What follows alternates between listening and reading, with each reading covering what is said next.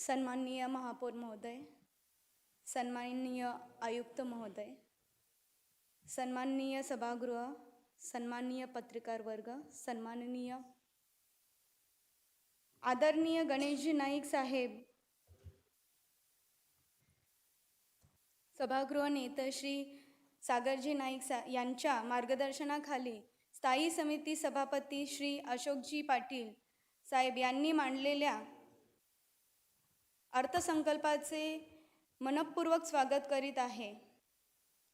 श्री विठ्ठलजी रामा भगत यांच्या आशीर्वादाने, श्री राजेशजी गजानन मडवी यांच्या मार्गदर्शनाने आणि माझ्या प्रभागातल्या सर्व नागरिकांच्या आशीर्वादाने मला आज अर्थसंकल्प 2026-2027 यावर बोलताना नवी मुंबई शहरामध्ये जे महानगरपालिकेच्या माध्यमातून जे CCTV कॅमेरे बसवण्यात आलेले आहेत ते चालू स्वरूपात आहेत का, हा मला तुम्हाला प्रश्न विचारावासा वाटतोय। त्याचे कारण असे आहे की वारंवार होणाऱ्या चेन स्नॅचिंग आणि घरफोडी हे माझ्या प्रभागात होत असतात। त्यावेळेस ज्यावेळेस त्या स्थळी ते झालेले असताना तिथे पोलीस होते, त्यांच्याकडनं मी मागणी केली का मला CCTV फुटेज हे दाखवण्यात यावे। तेव्हा त्यांच्याकडनं मला असं कळवण्यात आलं का मॅडम आपल्या एरियातले सगळे CCTV कॅमेरे बंद आहेत। आणि त्याच्यानंतर अनेक लोकांशी चर्चा केल्या असताना मला असं कळण्यात आलं की बहुतेक ठिकाणी बंद आहेत।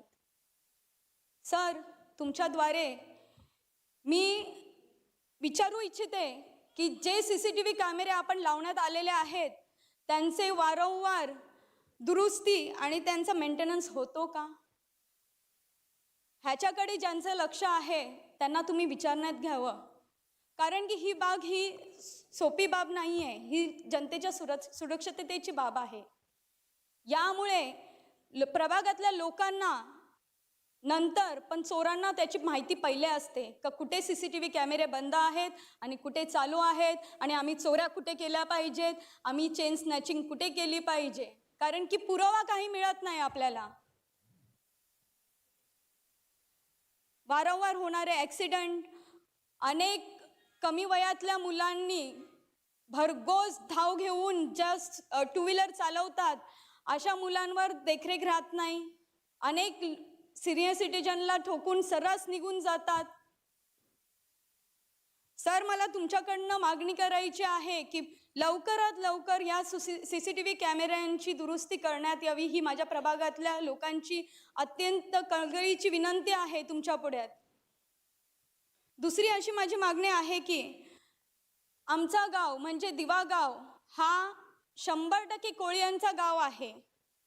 त्या गावात 100% कोळी लोक राहतात, भूमिपुत्र राहतात, तर त्यांचे 70% हा व्यवसाय मत्स्य व्यवसाय आहे।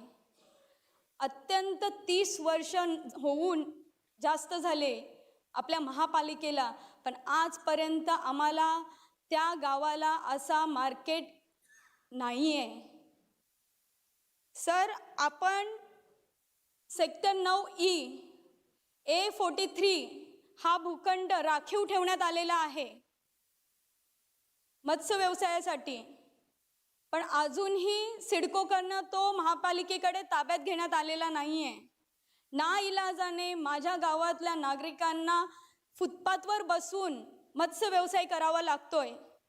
अत्यंत त्यांना वेगवेगळ्या प्रश्नांना तोंड द्यावं लागतोय। त्यांना तोंड द्यावं लागतं तिकडच्या ट्रॅफिकला, त्यांना तोंड द्यावं लागते तिथे होणाऱ्या घाणीला, त्यांच्या तब्येतीला।